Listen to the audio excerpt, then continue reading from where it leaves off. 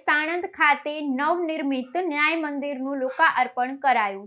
અમદાવાદના સાણંદ ખાતે કાયદા મંત્રી ઋષિકેશ પટેલના હસ્તે નવનિર્મિત ન્યાય મંદિરનું લોકાર્પણ કરવામાં આવ્યું હતું। સાણંદના નાગરિકોને ન્યાયિક પ્રક્રિયામાં સુદૃઢતા મળે તે માટે અંદાજિત ₹9.92 કરોડના ખર્ચે અદ્યતન સુવિધાસભર ન્યાય મંદિરનું નિર્માણ કરવામાં આવ્યું છે। આ પ્રસંગે કાયદા મંત્રી ઋષિકેશ પટેલે જણાવ્યું હતું કે ઇન્ડસ્ટ્રીયલ હબ તરીકે ઓળખાતા સાણંદમાં ઔદ્યોગિક પ્રગતિ સાથે ન્યાયિક પ્રક્રિયાને વેગ મળે તે હેતુસર તાલુકામાં સંપૂર્ણ સુવિધાઓથી સજ્જ ન્યાય મંદિરનું લોકાર્પણ કરાયું છે। મંત્રીએ દેશના બંધારણ દ્વારા ઘડેલી ન્યાય પ્રણાલીની પ્રશંસા કરી હતી અને જણાવ્યું હતું કે સુવ્યવસ્થાના ભાગરૂપે 4 પ્રકલ્પો અગત્યના છે, જેમાં આસ્થાનું મંદિર, શિક્ષણનું મંદિર, આરોગ્ય મંદિર અને ન્યાય મંદિરનો સમાવેશ થાય છે।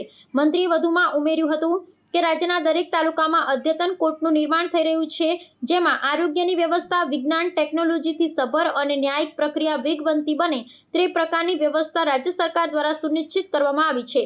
આ ઉપરાંત ફોર્મલ વિટનેસ ડિપોઝિશન સેન્ટરની પણ વ્યવસ્થા કરવામાં આવી છે। આ સાથે ઈ કોર્ટ મિશન મોડ પ્રોજેક્ટનું પણ ઝડપી અમલીકરણ કરાઈ રહ્યું છે।